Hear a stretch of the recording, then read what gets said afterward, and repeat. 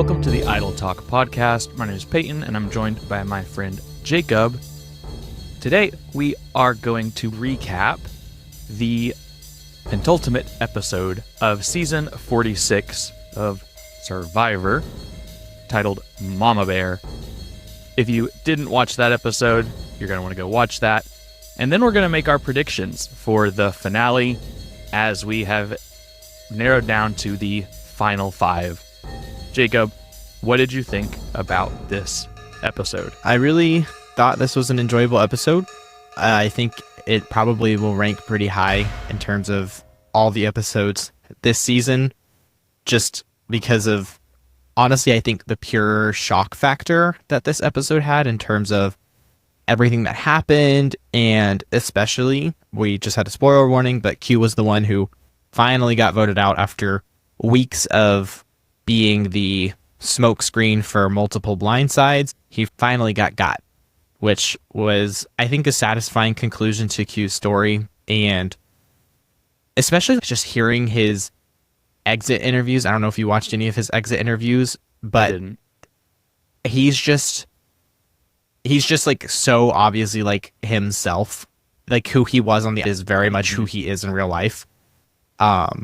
And that's just like very clear from his exit interviews. So I thought it was a satisfying conclusion to Q's arc on the island, and I am rooting for Charlie. Had a good move. I'm praying on Maria's downfall right now, so Charlie continues to pull it out, but I liked the episode overall. I thought it was entertaining. I thought it was an interesting episode. I think it's interesting that you say that it's one of the better episodes of the season. So I'm curious as to why, or what about the episode as a whole really made it stand out to you as being one of the better episodes. Because now we've only got one left. So we're able to really see this entire season in context. And we talked about it a bit last week, how post-merge this season has been really awesome. Pre-merge was a mixed bag. It was still a lot of fun, but it's wild that we're in the same season as Banu winning 1 million hearts. And so this has been a kind of a crazy, wild season. But I'm curious, what specifically in this episode really stood out to you and has made it so enjoyable to you when you were watching it, and has elevated it to being one of your favorite or being one of the better episodes of this season to you? I think one thing that really stuck out was the edit when Charlie comes back from the reward and he and Maria are sitting down together. The edited sequence of Charlie saying, "I don't think Maria's going to blindside me," and then Maria saying, "I'm going to blindside him." And they're editing back and forth of them having the conversation, and then flashing to Charlie's confessional, and then flashing to Maria's confessional, and them saying contradictory things, and then lying directly to each other's face when they're talking to each other. I thought that was probably the most interesting and well-edited sequence of this entire season so far. Mm-hmm. And I think that moment alone makes this episode stand out. I agree with you in that specific sequence was probably one of the best of the entire season. In the way that those two...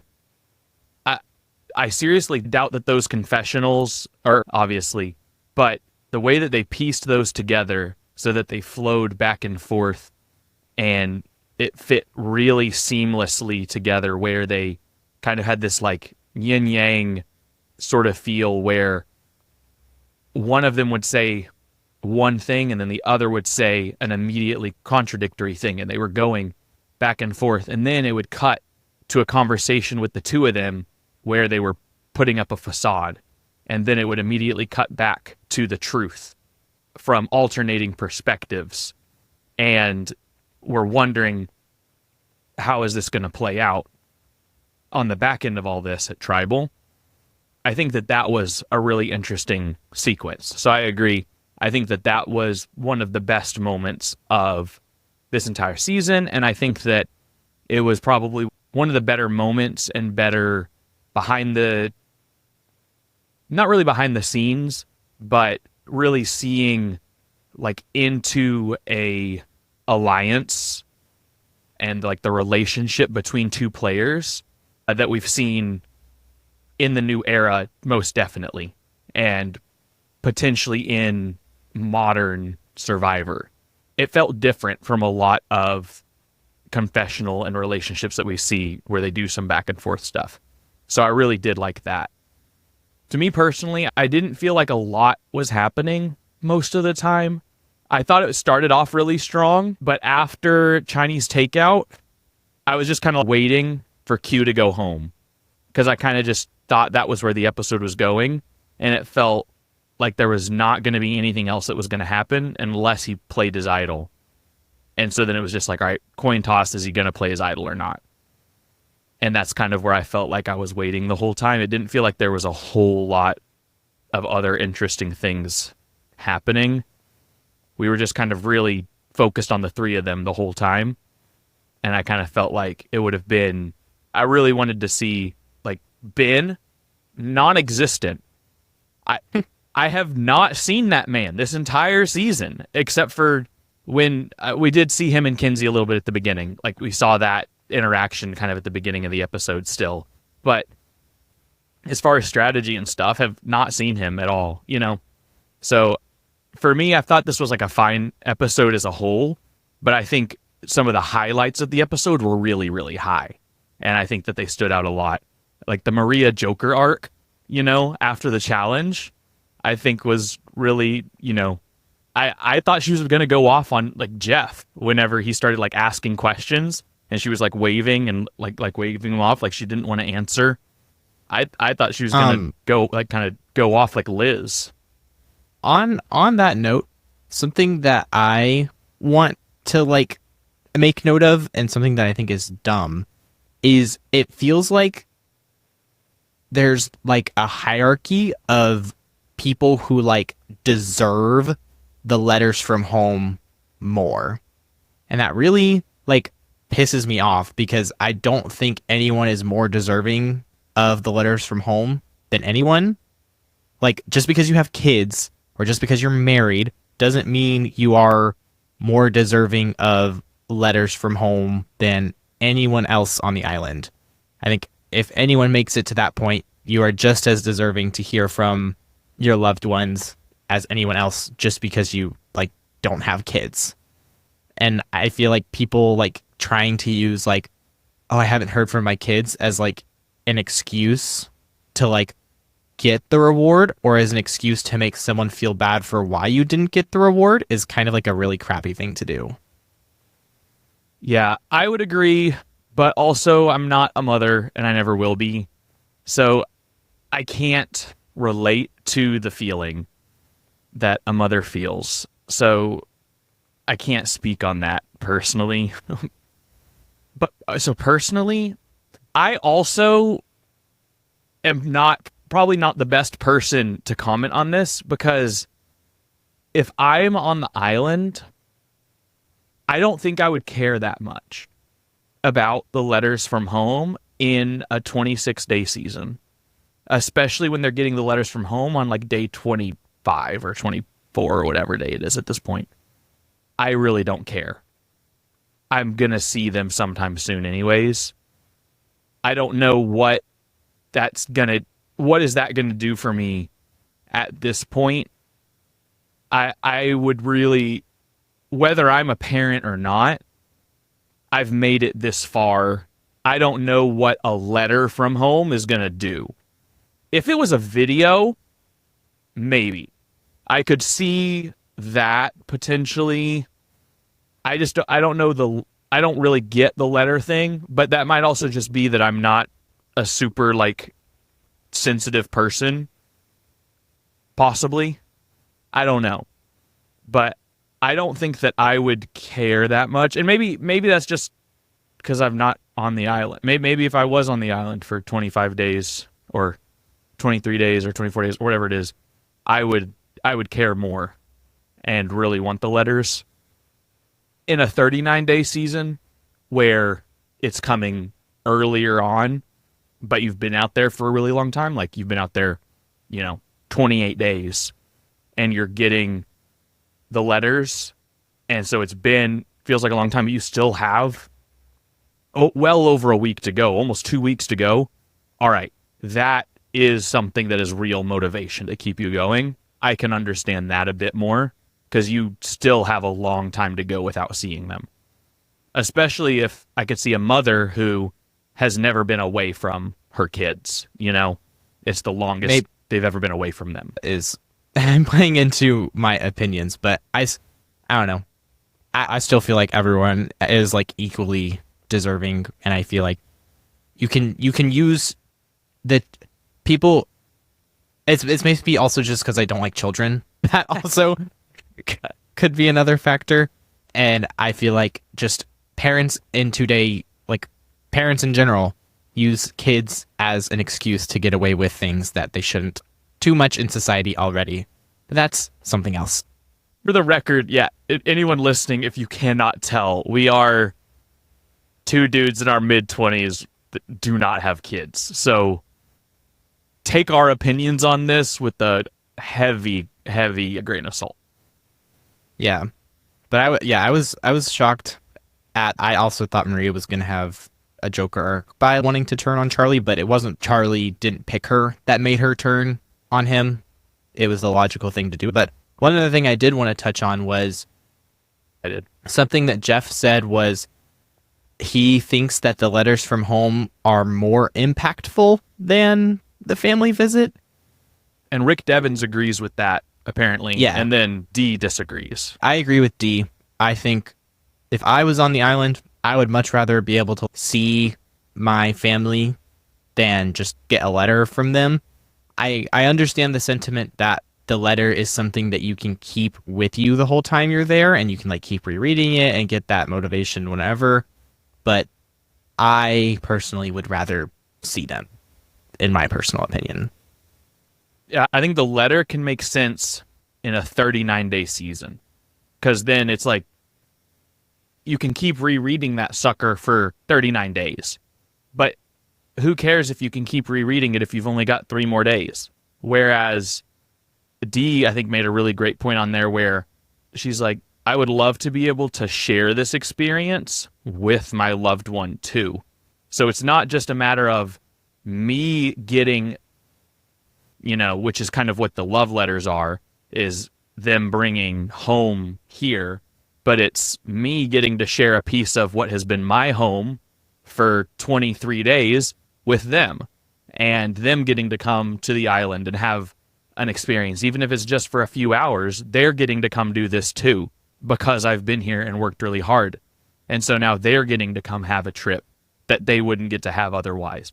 And I think that that's really cool. And it's like a perk for playing your ass off and doing really good. And because you performed well in Survivor, your family gets to come out and play. I think that was one of my favorite things in the older seasons, was that the players who did really well, they were rewarded because their family got to come out and enjoy with them and participate in the challenge. And if they won, then they got to do a reward. So I thought that was a really awesome thing that used to happen a lot, and I wish they would bring back. But I think it just, in the budget era right now, it just doesn't make sense for them to splurge on bringing out, 7 more people or 6 more people or whatever, when they only have 3 or 4 days left in the game, just for this one random challenge. If the game was a few days longer, maybe, but it just does not make sense with how much they've condensed the game down and like stripped it of everything that it used to be. I understand why they cut that with everything else that they cut, because if you're going to make the game 2 weeks shorter, a third shorter or whatever, why would you fly out family members as well and add all those expenses? It just totally does not make sense from a logistics perspective. But they started the letters from home before the new era. Yeah. The letters from home are easy. Those are an easy logistics thing to do. I'm saying they can't be flying people out in the new era. Like, you can't fly family members out, because that's going to be way too expensive to justify that level of expenditure whenever you're you're already operating on a super, super short timeline. Yeah. Like, you can fit that into a 39-day season, bringing a bunch of family members out, because they have to bring out the family member. You have to basically bring out, like, if you want the family members there for the top 6, you have to bring out the family members of the top 10, and then you're basically bringing out 4 extra people's family members, and then 4 of them are probably hanging out with their peeps at Ponderosa when they're voted out or something, because you don't know who's going to make it to the top 6 or what, but you can't just fly them out on a whim. They have to plan it all in advance. I also wonder if it could be an NDA thing, because then those are more people who know about who make it further in the game, potentially. I'm sure that is like a layer to it, but Survivor is so on top of that stuff, I really don't think that I don't think that that is the crux of it. It all comes down to money nowadays. Money is the biggest thing. That's where, like, all the decisions that they're making right now, I think, are around, they've made the game as efficient as possible from a monetary standpoint. They made it like it's 26 days because they could do the 26 days, 14-day quarantine, and it, or they could do like the days 26, and it was very economical. Now they don't really need to do the quarantine stuff.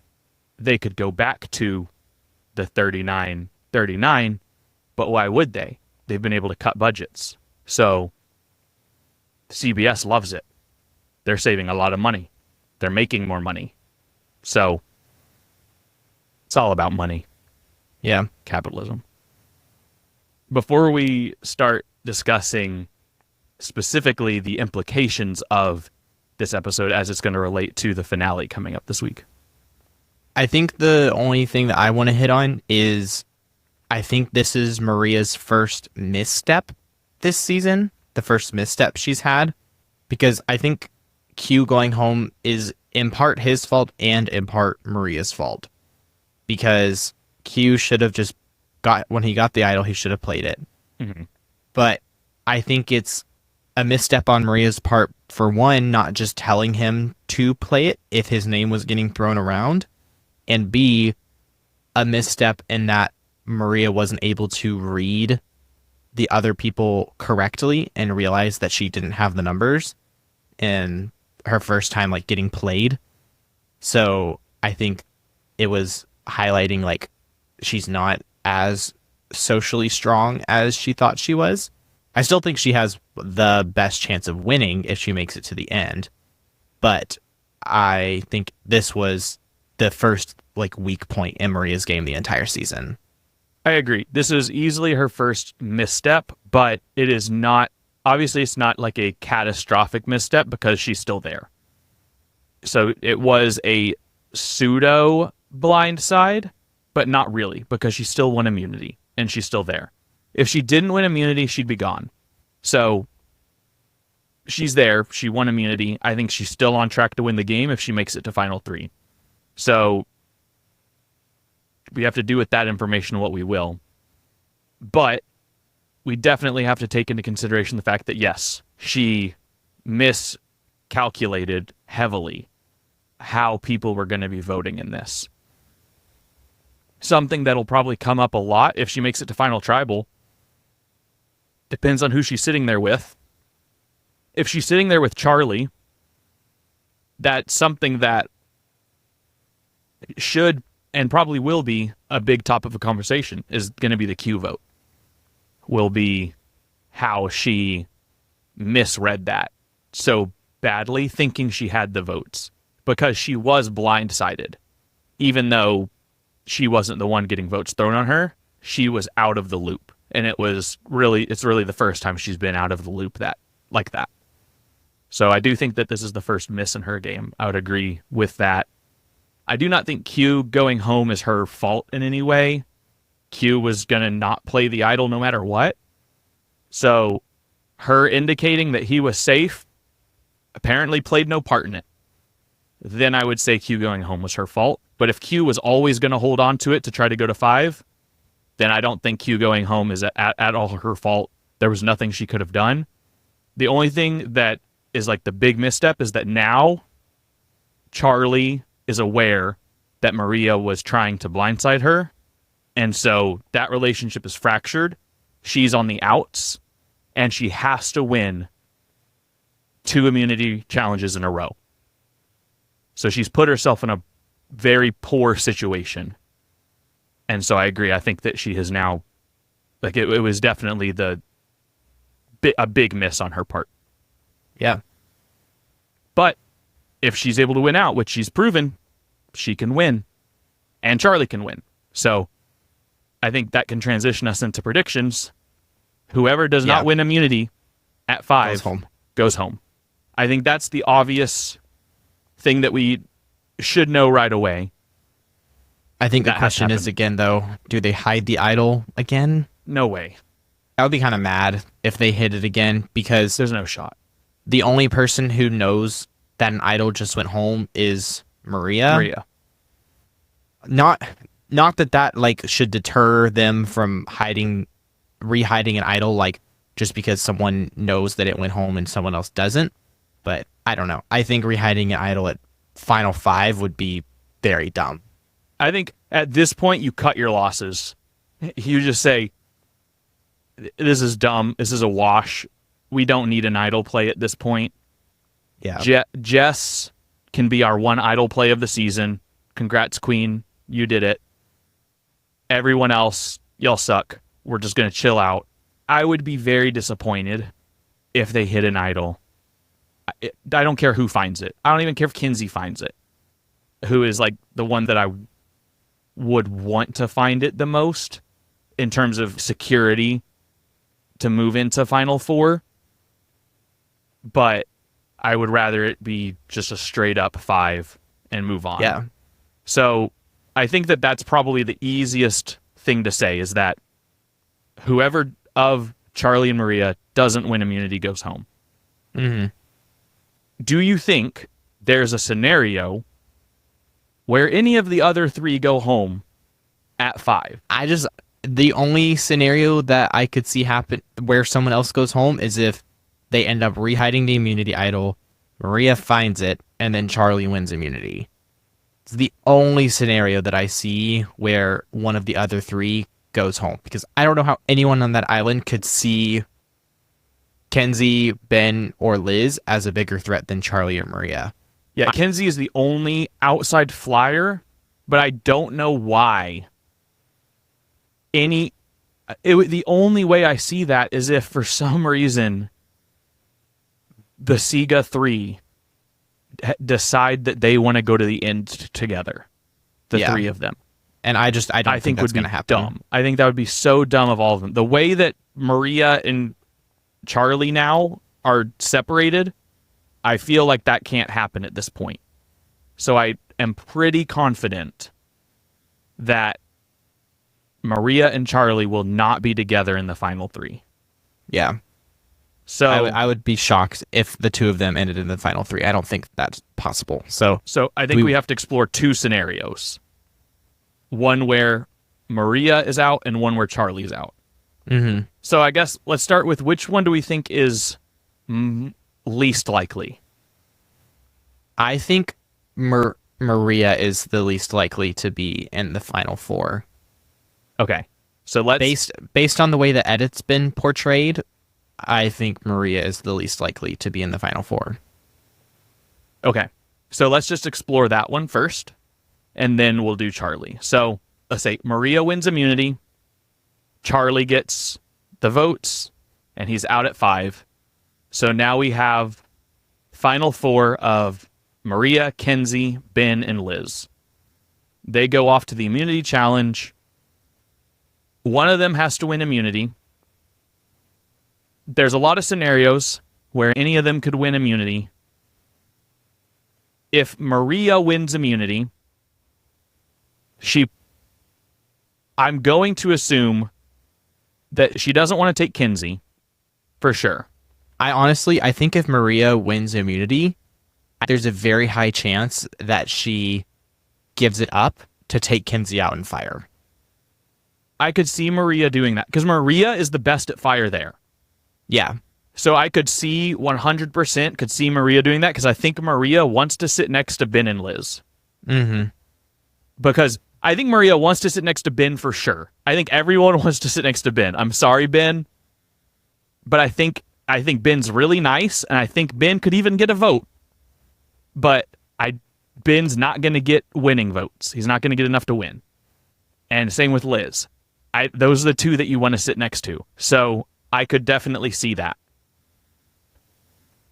Like, you don't want to sit next to Maria, but you also really don't want to let Maria win fire because you don't want her to have another thing on her resume. You know, I hate the freaking word. But you don't really want her beating someone else in fire. Between Liz and Ben, who has the better chance of beating Maria in fire? I'm assuming Ben. My guess would be Ben.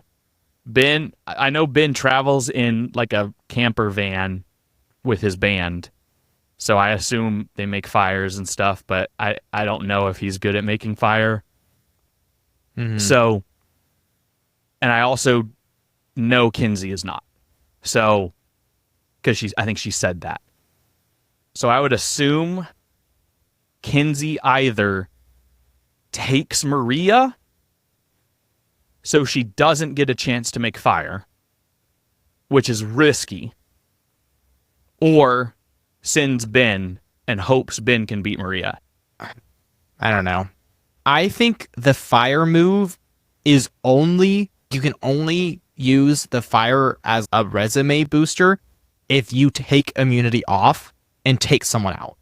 I think that is the only time it's okay to be like, look, I did this. I think if you are delegated to make fire and the person who has immunity chose two people to make fire, I don't think the person who wins that fire challenge should be able to use that as a reason they should win. I think that's a crappy reason, but I do think it's a legitimate reason if you take immunity off and you risk, because you're risking your immunity. Yeah, but you already won. And you can think that, but the jury doesn't think it because it is still a right there in the face. They are seeing you beat someone. I know. And also, have you seen, apparently there's rumors that the Final Four challenge is in front of the jury this season. Huh? Have you seen that? No. Yeah, I saw that online. There's rumors that the Final Four challenge, the jury will be there. Nuh-uh. Yeah. I don't know if we will see. I don't believe it, but that has apparently been rumored all season. I didn't realize that. But some of the teasers, people are thinking that it looks like that could be the case, that they're testing that out. So we'll see how that could be a really interesting twist and dynamic to see. So, anyways, I agree. I think you send Maria and Ben to fire if you're Kenzie. And I think you do the same thing if you're Liz. And then if you're Ben, you have to step down and try to beat Maria. That's your only shot. You have to step down and try to beat her. Yeah. I also think if you're Liz, you have to do that, but I don't think Liz is going to. Liz won't even go out and look for an idol. So I think that's the scenario. So those are all the scenarios. Really, there's only two possible winners, I think, in any of these scenarios. It's Maria or Kenzie. Yeah, I legit don't think Ben or Liz is not winning. Yeah. They are not winning. Yeah, there's only, out of these final five, only Maria, Charlie, and Kenzie have a shot. And I think realistically, it's only Maria and Charlie. And then Kenzie has, I think Kenzie has a shot. I think Kenzie has a shot against Maria. I think Kenzie has pretty good shot against Maria. I think she has a harder shot against Charlie. I've been seeing a lot of people online saying that Kenzie wins over Charlie in like every scenario. Really? Based on like jury perception. I don't see that. I think her chances increase depending on how she portrays it. If she's able to portray it as Charlie really didn't make moves, he was just Maria's sidekick, she has potential. But especially with this past episode, I really think Charlie has set himself apart from Maria. So, and especially if they take Maria out, I would be shocked if Kenzie wins over Charlie. Like, honestly, I would be very shocked. Yeah. So I guess between, and in this scenario, so that way we can move on to the Charlie one. If Maria, obviously, if Maria steps down and beats Kenzie, Maria wins. That's easy. In any scenario where it's Maria and Kenzie in the final three, I am inclined, I actually think Kenzie wins. That might just be me being a little bit biased, but I do think Kenzie has the social game where she gets the jury. I think she gets jury votes. I think she has the jury on her side. And especially in a jury where Ben is on the jury, I think that works really heavily in her favor because the jury, they are all talking to one another. And it makes me think back to season 43 where Gabler won, and the way they talked about making that decision was they had decided before they came to that final tribal that they had a list as a jury for each of the final three, like check boxes that they needed to check off as a group. But they needed to check off this list, and whoever checked the most boxes was going to get their vote. And Gabler checked the boxes, and the other two did not. And so they unanimously voted Gabler, except for James, who voted for Cassidy. And so that was why Gabler won, was because they, as a group, had already kind of decided what they were looking for out of them to say. I don't really think that's how a jury should vote. I think that they should be making up their own mind independently, but they are coming to a decision together a lot of the times because they're living together over at Ponderosa. And I mean, that is kind of how like a jury makes it in a court as well, so to each their own. But I think that has to also be considered as well, is that they are making this decision kind of as a group too, even though we're thinking about it as they are individuals with individual relationships. Well, and you also have to think about what the people who have been in the game longer are telling people, like what Q is going to go talk about with everyone and what the jury isn't seeing and like what actually happened that day. Like they talk to each other. They hear what's actually going on in the game. So, or what people think is actually going on in the game. Because who knows what Q went over there and said? Yeah. Q has a very different perception of the game than anybody else. He could have gone over there and totally blown up anyone's game. Who knows? Yes. That's also a crazy part of all of this, is that any one of these people could immediately blow up anyone's chance of winning. Yeah. Because the jury is not unbiased. It is not fair. Especially this season, it seems like.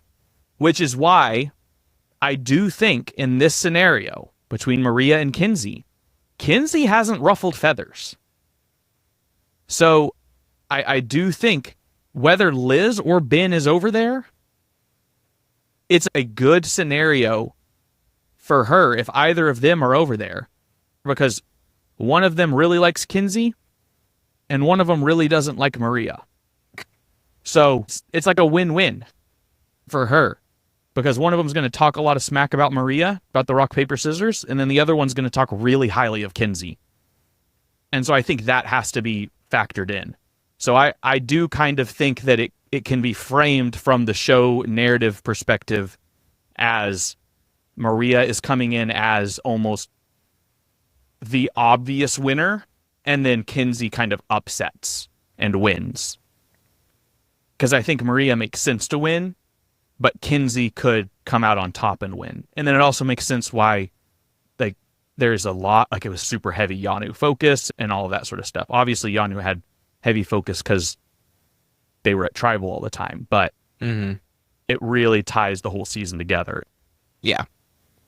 So for the Charlie scenarios, I don't know how you feel, but I feel pretty certain that whoever Charlie sits with, he wins. I don't know how you feel. I think if he sits with Kenzie, Kenzie has potential to steal votes. If he's sitting with Liz or Ben, he sweeps, in my opinion. Well, except Kenzie. Kenzie might vote for Ben, but I feel pretty certain that if Charlie is there, he wins. If Charlie's there in a final three without Kenzie, I agree. He probably just sweeps. I don't see a scenario where Liz or Ben beat Charlie. Now, I do think there might be some spite votes. Like Q could throw one. I always hope that people are going to vote for the best player. But we have seen it before, and we will always see it again, where people don't necessarily vote for who is the perceived best player that season, in our opinion, right? So that's kind of where I'm always hesitant to just go with who we perceive to be the best player, because there's a lot more that factors into it. Because I immediately think about Koa Rong, where I thought it was Aubrey or Ty. I didn't think... I thought Michelle was great, but I didn't think in any world that she was the winner of that season. Did not. But apparently she was. So it's one of those things where you just never know. And also, I mean, the obvious one everyone goes to is heroes versus villains, which, different scenario, but still. I do agree. I think Charlie probably wins if he makes it to the final three.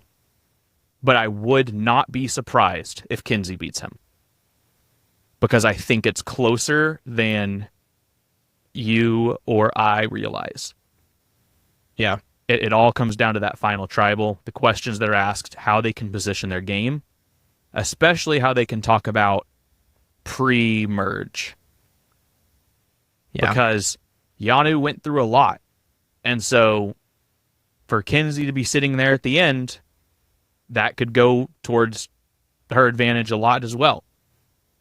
I also think it will never happen, but if the final three was Kenzie, Charlie, and Maria, I think Kenzie wins that. I agree. I do think if it's Kenzie, Charlie, and Maria, I think that Charlie and Maria get like 1 or 2 votes, and then Kenzie gets the rest. Mm-hmm. I think that they split a couple, and then Kenzie would probably get the most. A way that all those 3 get to the end. Yeah. That would have happened if Q played his idol and had decided to send home Liz or Ben instead of Charlie. Yeah. If that was his strategy. But that would have required just some sort of weird craziness for that to all happen at this point. Yeah. But honestly, I don't think Ben or Liz is going to win. There's just... I feel pretty certain that neither of them are going to win. And with that being said, whoever wins out of Charlie, Kenzie, and Maria, I think they all have very strong cases for being deserving winners. And I honestly will be happy with 2 of them. I will understand why the third one won. But I will say that no matter who of the 3 wins, I think they are very strong players. We're not getting like a GOAT winner or an undeserving winner. I think if we get any of those 3, they played a very strong game. Let me ask you this, I guess. So there is this scenario with Charlie where, because I do think this is highly plausible, like high. This is the scenario I think is actually the most likely outcome in terms of final 3. I think Charlie wins immunity.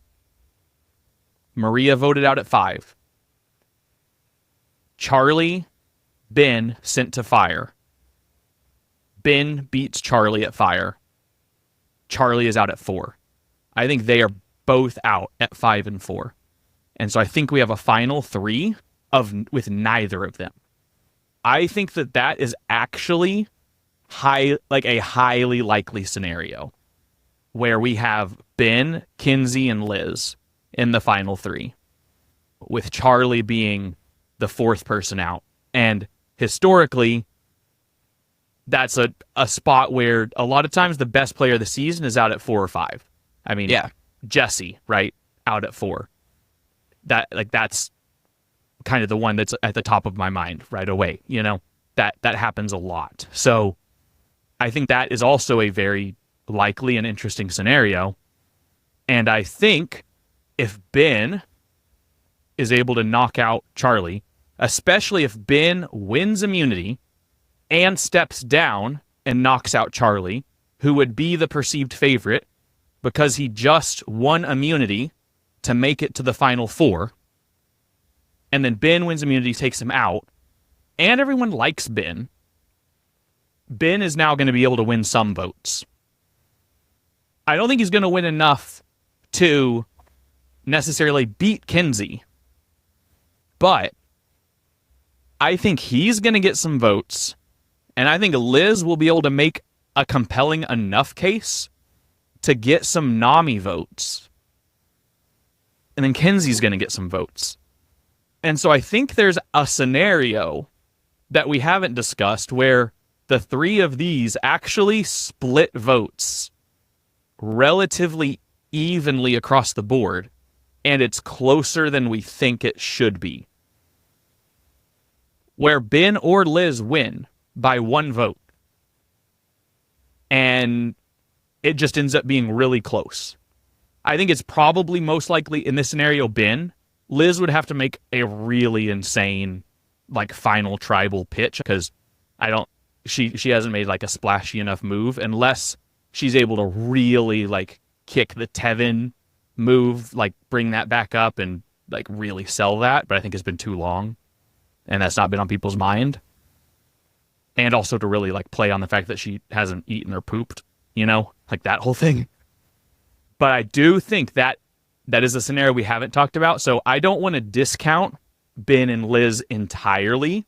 I do think they have the lowest chance of winning because I think the most likely scenario in this is that Kenzie would just win. But I think there is a scenario where the 3 of them split votes. And in that case, because it's a final 3, it could actually be quite close. Yeah. Which we haven't really seen that I don't know the last time we saw a very even final 3 split. Last season was the first time in the new era it wasn't 7-1-0. What was it last season? 5-3-0. Yeah. So it's close, or it was basically the same thing. Yeah. But yeah, so I think it's still very likely what we were talking about, where it's Maria, Charlie, or Kenzie. But yeah, I don't want to discount Ben or Liz completely. Mostly don't want to discount Ben, which feels weird to say that because he's been so invisible. But I think I don't know why, but I have this gut scenario where I think he could beat Charlie in fire. I don't think he could beat Maria in fire, but I do think he could beat Charlie in fire. And that might do enough where if it's even votes across the board, that could get him over the edge. So I guess before we end, final prediction. If you had to put money on the table on one person, not who you want to win, but money on the table, who do you think right now is the winner of Survivor 46? I honestly do think it's Charlie. I legit am thinking the winner is Charlie. I would, if I was going to put $10, that's where my bet would go, would be Charlie. I do think it's Kenzie. And that's not my bias towards Kenzie. I legitimately think that Kenzie's the winner. It has felt like Kenzie's the winner of this season for a little while, but it has also felt like it's in question enough that I think she could actually be the winner. It hasn't been so obvious, because if you have someone who it feels like it's too obvious that they're the winner, then they're not the winner. That's kind of how Survivor is. And so I feel like Charlie and Maria are too obvious of being the winners, which is where Kenzie has to be the winner in my mind. I'm okay with it being Kenzie or Maria because they're both on my team. So either of them can win, just not Charlie. But I would be okay with Charlie winning from a personal level. I do like Charlie. I want the final three to Charlie, Ben, and Liz. So it's my entire It's team. your in the whole final team. three. That's what I want the final three to be. Charlie, Ben, and Liz. I mean, Charlie wins and sends Kenzie and Ben to fire, and Ben beats Kenzie. Either that, or I think he would step down and take on Kenzie and fire. I don't know why he would just send Ben. I don't think Charlie would risk it. He has nothing to prove. But yeah, one of those scenarios, which is very plausible. I don't know why he wouldn't take Kenzie to the end. Mm-mm. Yeah, I think it'll be interesting to see what happens. So as a whole, we're summarizing this up. This is our last talk before we know who wins. And then we'll be able to come back and look at the season as a whole. So far, do you think that this season has lived up to your expectations? I think this season has exceeded my expectations. I think when we got the first review, I was like, okay, this cast is weird. I was like, this cast is so like goofball, quirky weirdos, but they have turned out to be quirky, oddball weirdos, but in like an amazing way. And I love Messy Survivor. I know a lot of people don't like this season because it's messy, but I personally love Messy Survivor. I think it makes for very entertaining television, and I love the drama. And I think we have gotten some of the most iconic moments and players and characters in like the most iconic moments in so long. Definitely the most iconic moments of the new era, and For sure. probably in the last like I don't even know, probably 5+ years. Yeah, easily. I would say some of the probably the most iconic moments since Heroes versus Villains, it feels like. I would say at least since David versus Goliath was the last time we had players of this magnitude in terms of personality, and we had like 3 or 4 of them. This is a whole cast of them.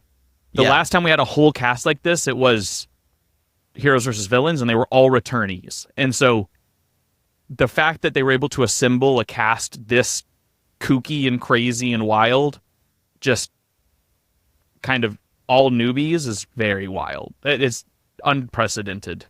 It sets my expectations really high for 47, and I just know that 47 is probably not going to be as good as this was. Maybe I hope I'm wrong, but this definitely feels like a lightning in the bottle season for the new era. Yeah.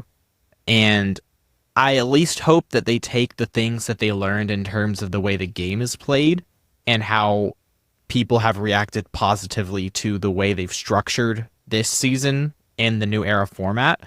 And I hope that that carries over into future seasons.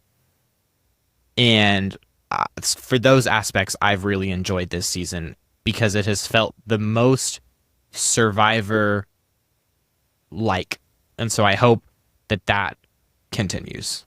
Yeah. It's made me a lot more excited for season 50, which, speaking of, after we do our Survivor 46 post-season recap, analysis, breakdown, we'll do a Survivor 50 draft where we'll make some predictions for Survivor 50 and a wish list, and we'll get to talk about that. And I think that'll be really fun because now I've watched through the whole new era, and we'll be able to have some fun conversations about that too.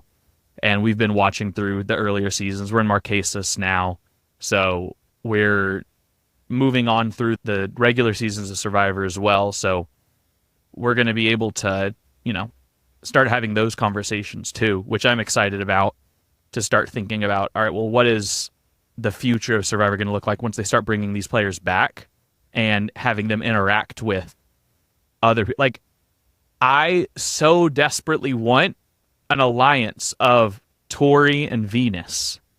That would be so cool. That's what I need, Like, that would be so sick in, like, Survivor 50, That would be epic. There's some really cool opportunities for interactions between players, and I think there's a good case for pretty much every player from this season to come back. Yeah. Even Banu. I want him to win 1 million more hearts. Well, do you have anything you want to say before we get ready to watch the finale of Survivor 46? Nope. Just if it's Liz or Ben, we're gonna have to eat our words. Yeah. I don't want to think about that. So We'll see. all right. Well, with that, we hope you enjoyed this recap episode of Survivor 46, episode 13? 12. Episode 12 called Mama Bear, and I hope you enjoyed our predictions of what we think is going to happen during the finale. If you would like, we would love to hear what your predictions are for the finale, so you can tell us that on social media or respond directly to the little question on Spotify with what you think is going to happen in the finale, whether you agree with our predictions or disagree with our predictions. We'd love to hear. If you enjoyed, you can leave us a rating and a review. We would really appreciate it, and it helps our podcast grow. You can also follow us on social media, on Instagram, TikTok, and now on X, formerly Twitter, at Idle Talk Podcast. We would love to hear from you. Thanks for listening, and we'll catch you in the next one.